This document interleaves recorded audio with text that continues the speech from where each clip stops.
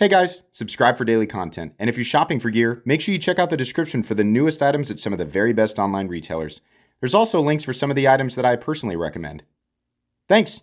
What's going on YouTube? Metal Complex here, and today I've got another interesting knife review / knife overview to share with you guys. This is the Mr. Designs ISO, or insanely sharp object, apparently, is what that means. This is their first top liner lock. It's not a compression lock, top liner lock there.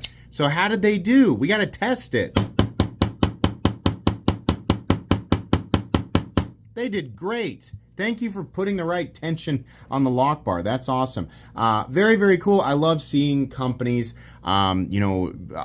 using this newer system because I think it's a really great system. This is an expensive knife. It comes with a premium price tag, and there's some other stuff to talk about too. So I'm going to link it down in the description. You guys can check it out if you want to. Thanks so much to Mr. Designs for providing the sample for review. Make sure your notifications are turned on for the Metal Complex YouTube channel. Let's go ahead and measure this knife. Overall length of the ISO coming in at just shy of 7.5 inches, about 7.35. Blade length is 3 1/8. Cutting edge is about 2.65. Let's do some size comparisons. Any custom scales you find in this section can be found down in the description under Original Goat. Now, this is definitely a lot closer to the size of my compact Excalibur for sure. Let's put it up against the Spyderco Para 3 and the Spyderco PM2. There you go, closer to the size of the Para 3. And finally, we'll put it up against the Benchmade Griptilian, or in this case, the Ritter Hogue and the Hogue Deca. So how's the action on this guy? The pivot action is very good. You push this, it's not a compression lock tab, the top liner lock tab back there, and it will fall with good smoothness, right? This is something that I want to talk with you guys about. If you are to pinch it back here, you will miss that flipper tab down here, right? If you are to pinch it where it feels the most comfortable, the flipper tab will run into your finger. That's what's going to happen, right? Now, this is different. Everybody knows I make fun of people because of the shaman, right? You push this and it whips around, and the nub comes. The nub cometh to toucheth your finger. Oh, the nub cometh! Oh, you remember that? You remember back when the Spyderco Shaman released? And people were like, the nub! Oh, no! No! Remember those people? That never seemed to make anything change or affect anything. That was just an example of the small percentage of people that would complain about anything at the time, and then they crawled back into their holes, and the Spyderco Shaman went on to become one of Spyderco's most successful models. That is an example of a non-existent issue. That's an imaginary issue. It's not a real issue, right? This, in my opinion, is a bit of an issue. Because where I go, like if I'm, using the knife and I deploy it and then I want to put it away and I want to go back to whatever it is that I'm doing, right? I'm not like sitting and focusing on the knife. As soon as I push that, it's going to run into my finger. So every single time I disengage this, I have to disengage it back here. And even when I do that, sometimes I miss it. You have to really get way back there in order for it to miss. So the pivot action is good. It runs on bearings. It feels good. The only other way to miss this is if you kind of like, and you whip it. So you pinch it and let go of it real quick. I like the idea of a top, because this is like a top flipper, right? And it flips really well. Like the detent's good. It's a nice thing about, a lock like this is as an actual detent ball. So it flips really well. It's really just the disengagement part. We have to have both of those working together really well. So either we need deeper access to this, like this, the engagement part of the lock tab. We extend it back here and we give room that's more in the middle of it so that the flipper tab, is behind a piece of material that is bypassed by default because your finger can't go in there.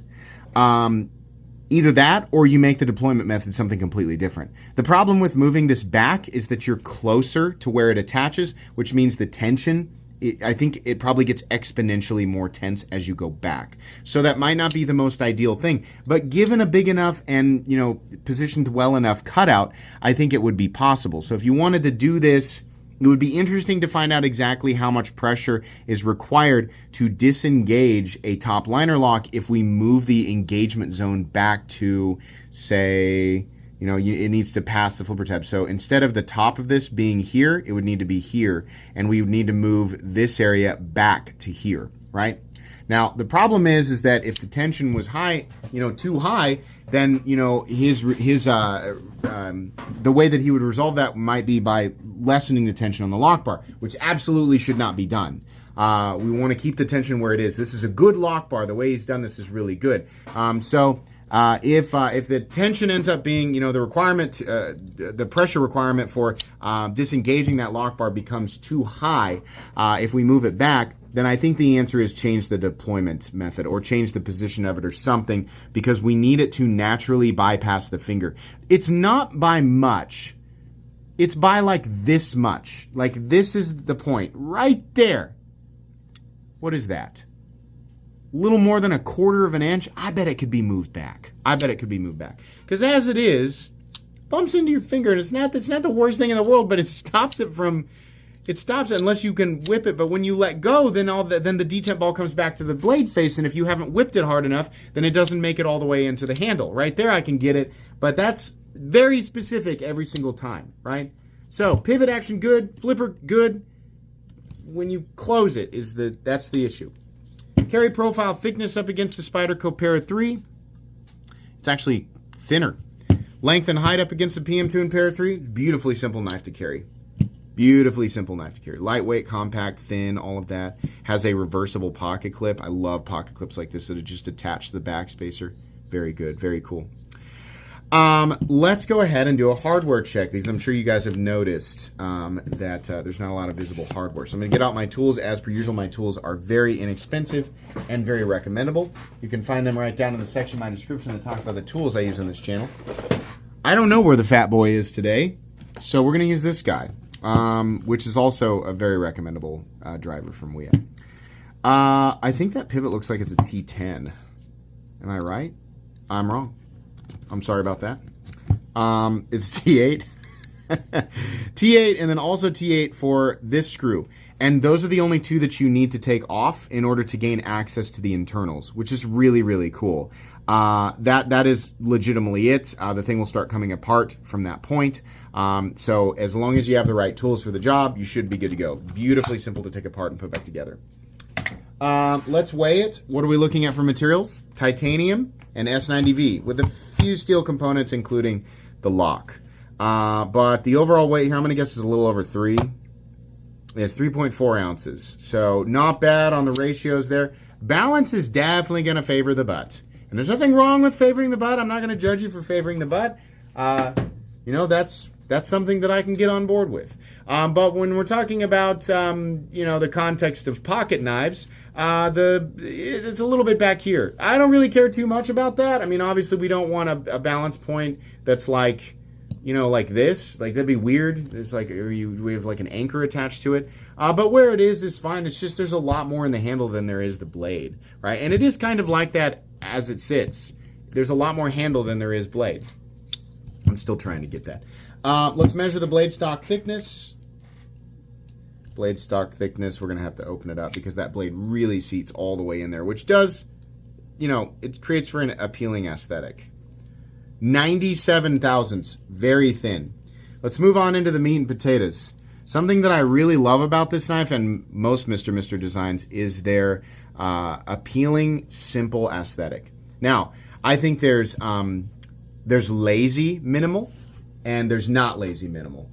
This is an example of not lazy minimal. I think Mr.Mr. designs have very distinct looking, lines, and they always look unique. A great example of lazy minimal is rectangle handle, triangle blade. Long triangle because minimal. Drop point blade because minimal, right? Yeah, that's been designed 8,000 times. And while, you could look at my knife and say, okay, well, you designed something incredibly generic.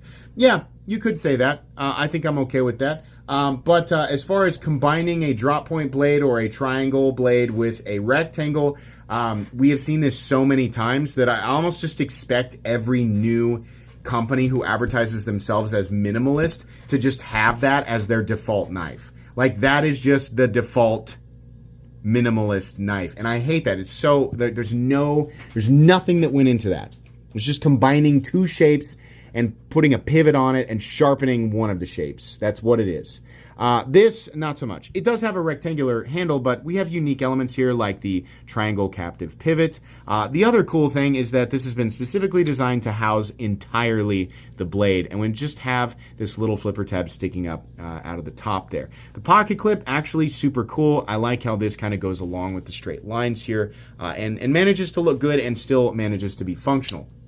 The blade is insanely functional. S90V, I'll admit I don't know how they heat treat it. Perhaps Mr. would chime in down in the comments and let us know the HRC range. It's not listed on their website. I would also love for Taylor to test this one. You can check out Taylor's website and his data by clicking at the bottom link, clicking on the bottom link at the bottom of my description. But we have a, I'm going to call this, I guess, more of a Wharncliffe than a sheep's foot. You could call it a sheep's foot. There's a little belly to it. There's a little curvature to it. Whatever you want to call it, a sheep's cliff. We have a subtle, I believe that's a subtle hollow grind, nice and thin with S90V. You can get your finger up there, do some nice draw cuts. That is a beautiful blade for general EDC, and it is truly wonderful to cut and slice with, very thin behind the edge. I'll let you guys take a look at that plunge grind. Oh, it's got a lot of life to it, I'll tell you what. Holy moly.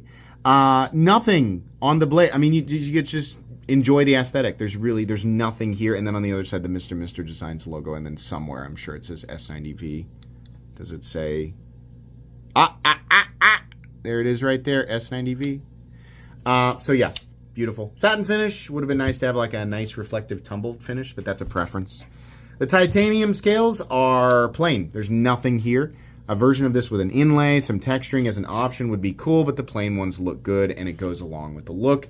Adding texturing or inlays would probably pull away from the aesthetic that he was trying to create here, so I get it.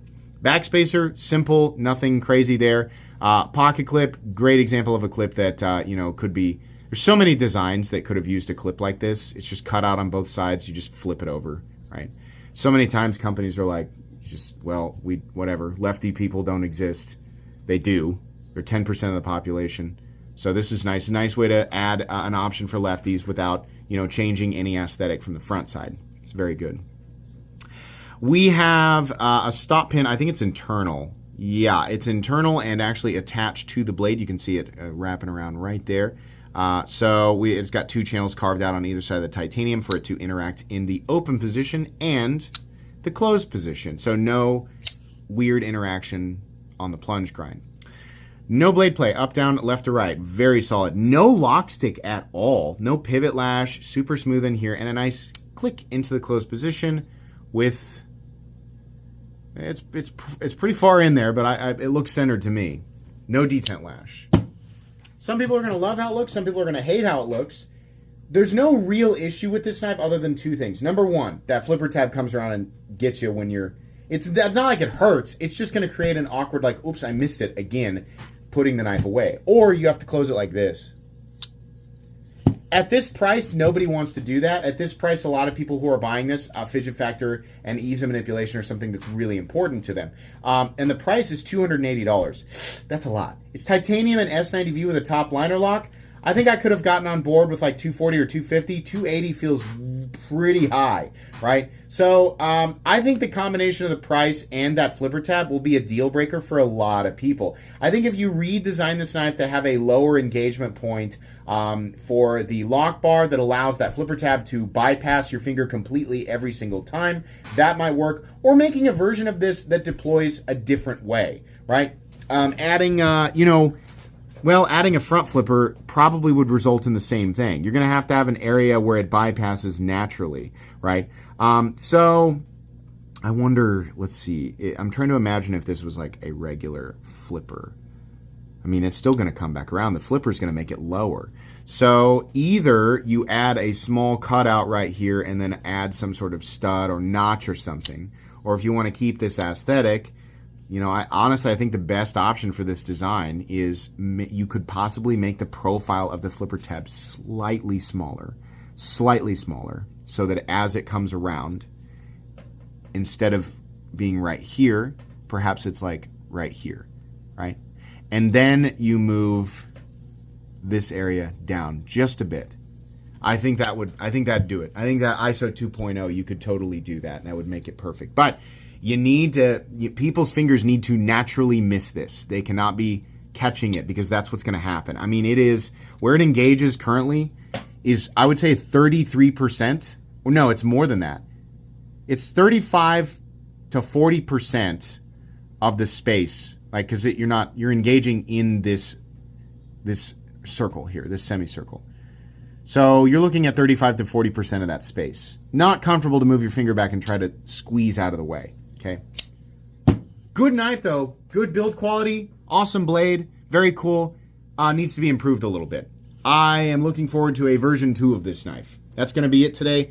Please make sure to follow me on Instagram at metal_complex. If you enjoyed this video, leave a like. If you'd like to check out my other content, I do, of course, have lots of videos of knives that are either expensive or inexpensive that I do or don't like, so check those out. And if you enjoy all my content, go ahead and click on that Metal Complex logo right there and subscribe, because there's definitely more coming. Thanks again for watching, everybody, and have a great day.